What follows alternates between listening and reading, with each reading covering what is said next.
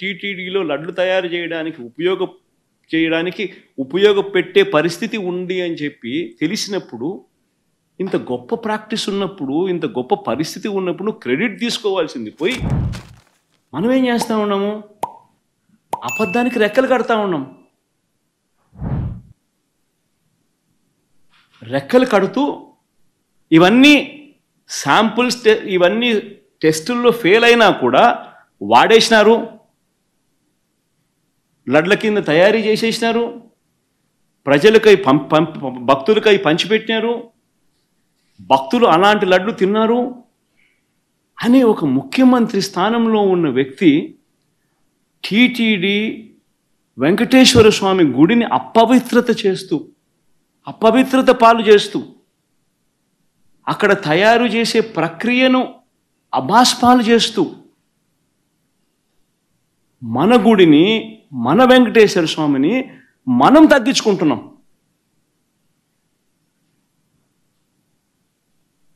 ఇంతకన్నా దారుణమైన పరిస్థితులు ఎప్పుడైనా రాష్ట్ర చరిత్రలో ఎక్కడైనా జరుగుతాయా?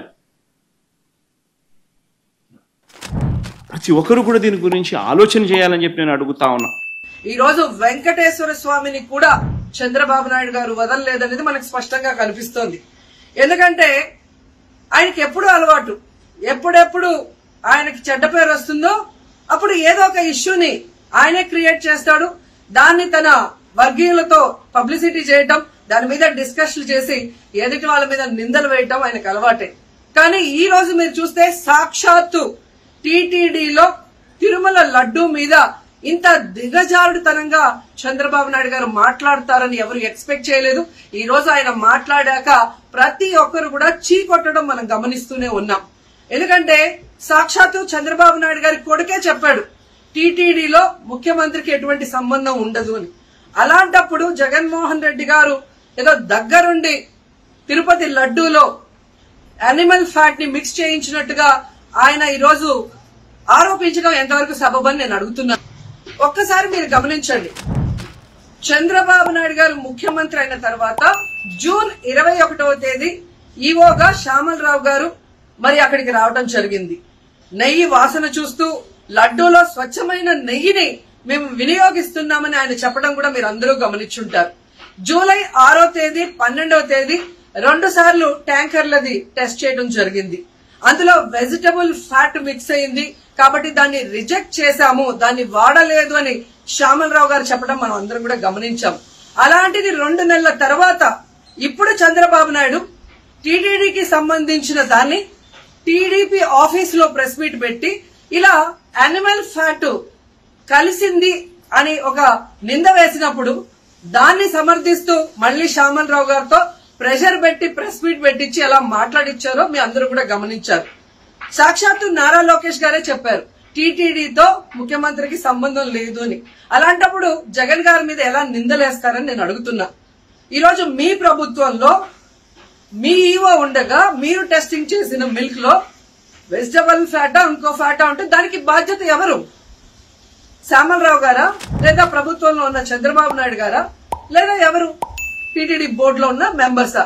సో ఇది ఒకసారి మనం ఆలోచించాల్సిన విషయం. అంటే ఈవో గారు తాను జాయిన్ అయినప్పుడు ఏం చెప్పాడు, ఈ రోజు చంద్రబాబు నాయుడు ప్రెషర్ పెట్టాక ఏం చెప్పాడు అనేది భక్తులందరూ కూడా గమనించాల్సిన విషయం. రెండవది మీరు చూస్తే చంద్రబాబు నాయుడు డైవర్షన్ పాలిటిక్స్ ఎప్పుడూ చేస్తుంటారు.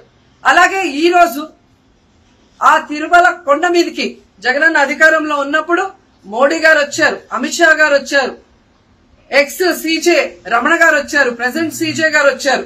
అంతెందుకు చంద్రబాబు నాయుడు ఫ్యామిలీతో సహా వెళ్లాడు, పవన్ కళ్యాణ్ గారు వెళ్లారు. లడ్డూలో ఏమాత్రం రుచి తేడా ఉంటే ఆ రోజే వాళ్ళు కంప్లైంట్లు ఇచ్చి ఉంటారుగా, ఎందుకు కంప్లైంట్లు ఇవ్వలేదు?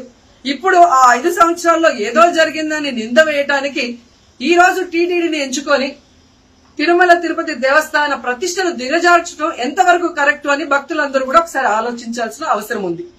అండ్ మూడవది, ఈ రోజు ఎవరైతే బీజేపీ నాయకులు కూడా మాట్లాడుతున్నారో వాళ్ళని నేను అడుగుతున్నా, ఇదే టీటీడీ బోర్డులో మెంబర్లుగా బీజేపీకి సంబంధించిన వాళ్ళు ఉన్నారు.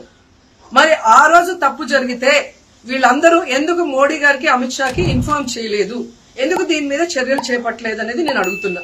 అలాగే ఈరోజు తెలుగుదేశం పార్టీ అధికార పార్టీలో ఉన్న వేమిరెడ్డి ప్రశాంతి గారు ఆ 5 సంవత్సరాల కాలంలో ఈ పర్చేసింగ్ కమిటీలో 5 సంవత్సరాలు ఉన్నారు.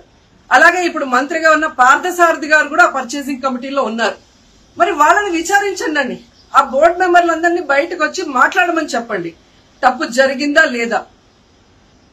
ఈరోజు ఇంతమంది గొప్ప గొప్ప వాళ్ళు తిరుమలకు పోయి లడ్డు తిన్నా జరగని తప్పు వాళ్ళ పర్చేస్ కమిటీలో ఉన్న వాళ్ళు జనసేన పార్టీ తెలుగుదేశం పార్టీలో చేరిన వాళ్ళని మాట్లాడకుండా కేవలం జగన్ గారిని టార్గెట్ చేసి మాట్లాడటం చూస్తే రాజకీయ లబ్ధి కోసం తిరుమల పవిత్రను భ్రష్టు పట్టిస్తూ ఈరోజు చంద్రబాబు నాయుడు చేస్తున్న నీచ నికృష్ట రాజకీయాలు అందరూ కూడా గమనించి ఆ చంద్రబాబు నాయుడికి బుద్ధి చెప్పమని కోరుకుంటున్నా. సనాతన ధర్మానికి నోటికొచ్చినట్టు మాట్లాడితే మిమ్మల్ని అందరినీ రోడ్ల మీదకి లాగుతాం, గుర్తుపెట్టుకోండి. తప్పు జరిగింది, ప్రాయశ్చిత్తం చేసుకోండి, లేదంటే మౌనంగా మాట్లాడకుండా ఉండండి. మా మనోభావాలు ఇంకా రెచ్చగొట్టేలా మాట్లాడొద్దు. భూమన కరుణాకర్ రెడ్డి గారు మాట్లాడతాను నేను వెళ్ళి హై డ్రామా, రాజకీయ మనసు ఉన్న వాళ్ళు అత్యంత దారుణంగా ప్రవర్తిస్తున్నారని. లడ్డు కలుషితమైంది అంటున్నారు. కల్తీ నెయ్యితో తప్పు చేసి ఉంటే సర్వనాశనం అయిపోతాం, రక్తం కక్కుని చచ్చిపోతాం. మీ నాశనం మొదలైంది. రెండోది అది భగవంతుడికి వదిలేస్తున్నారు. వైవి సుబ్బారెడ్డి గారు విచారణకి రావాలంటే రికార్డులు ఆయనకి ఇవ్వాలండి. మీరు ప్రభుత్వంలో రికార్డులు మాకు ఇచ్చారా? మాకు ఏం మాట్లాడుతున్నారు మీరు? మీరు కూడా విచారణకు సిద్ధంగా అండి. అసలు ఈవో ధర్మారెడ్డి గారు ఆ మనిషి గాయం. ఈ రోజు దాకా లేడాయన, ఈరోజు దాకా మళ్ళీ కనిపించలా. ధర్మారెడ్డి గారు నేను మమ్మల్ని చూశాను. ఆ రోజున నేను దర్శనానికి వచ్చినప్పుడు మీరు అందరూ ఎలా ప్రవర్తించారో నాకు తెలుసు, నేను చూశా. తిరుమలని ఇష్టారాజ్యంగా చేశారు, అది వ్యాపార కేంద్రంగా చేశారు, ఆధ్యాత్మిక కేంద్రం నుంచి పర్యాటక కేంద్రంగా చేశారు. అది ఇదే మీరు మక్కాకి వెళ్తే ఇలాగే ప్రవర్తిస్తారా? మీరు ఒకసారి మక్కాను చూసి నేర్చుకోండి. ఇస్లాంని పాటించే ప్రతి ముస్లిం ఎంత పవిత్రంగా పాటిస్తాడో చూడండి. అక్కడ అథారిటీస్ని అడగండి. ఒక చిన్నపాటి మస్జిద్కి వెళ్తే ఎంత పవిత్రంగా చూసుకుంటారో చూడండి. ధర్మారెడ్డి గారు మీరు హిందువులా? మీ ఇష్టానికి మీరు చేసేసుకుంటారా? మీ బిడ్డ చనిపోయాడు, చనిపోయిన కనీసం 11 రోజులు లోపలికి రాకూడదు, ఈ లోపల వచ్చేస్తారా మీరు? మేము మర్చిపోయామనుకుంటున్నారా? ఆగమ శాస్త్రం చెప్పింది మీకు ఇదేనా? అంటే గవర్నమెంట్ ఉద్యోగులు అయితే ప్రభుత్వం మీరు నియమిస్తే మీ ఇష్టానికి చేసేసుకుంటారా? మాకు బాధలు ఉన్నామనుకుంటున్నారా? ఇదే మీరు ఒక ఇస్లాంకి చేస్తే అపచారం జరిగితే మీరు ఏం చేస్తారు? బయట రోడ్ల మీదకి వచ్చి మీరు కూర్చొని దాన్ని పొలిటికలైజ్ చేస్తారు. మీరు పొలిటికలైజ్ చేస్తారు. నేను నిజంగా చెప్తున్నా, జగన్మోహన్ గారు కూడా చెప్తున్నా, మీరే కనుక నేనే కనుక సనాతన ధర్మం మీద పోరాటం చేయాలని నన్ను ఆపేవాళ్ళు ఎవరు లేరు ఈ దేశంలో, గుర్తుపెట్టుకోండి. నేను కనుక సనాతన ధర్మం కోసం నేను పోరాటం చేస్తే చచ్చిపోవడానికి సిద్ధం నేను. కానీ నేను అక్కడ దాకా తీసుకెళ్ళిన విషయాలు దానికి నిదర్శనమే రామతీర్థ రాముల వారి విగ్రహం శిరిచ్ఛేదం జరిగినప్పుడు ఒక్క మాట మాట్లాడకుండా చెప్పి కూర్చున్నాను. ఆ తెలివితేట లేక మీ ప్రభుత్వాన్ని కిందకి తీసుకొచ్చి అధాపాతాలను తొక్కిన మేము మాకు శక్తి లేదనుకుంటున్నావా? ఉండవనుకుంటున్నావా? కానీ మేము సమాజాన్ని కలిపి ఉంచాలని వ్యక్తులను తప్ప విడగొట్టాలని వ్యక్తులం కాదు. మేము గుర్తుపెట్టుకోండి. అలాగే ఈ రోజు నుంచి ప్రజలందరికీ కూడా చెప్తున్నా, ఎవరు అన్ని మతాలను మేము గౌరవించేది ఈ నేల ఒక జనసేన పార్టీ అని కాదు, తెలుగుదేశం పార్టీ అని కాదు,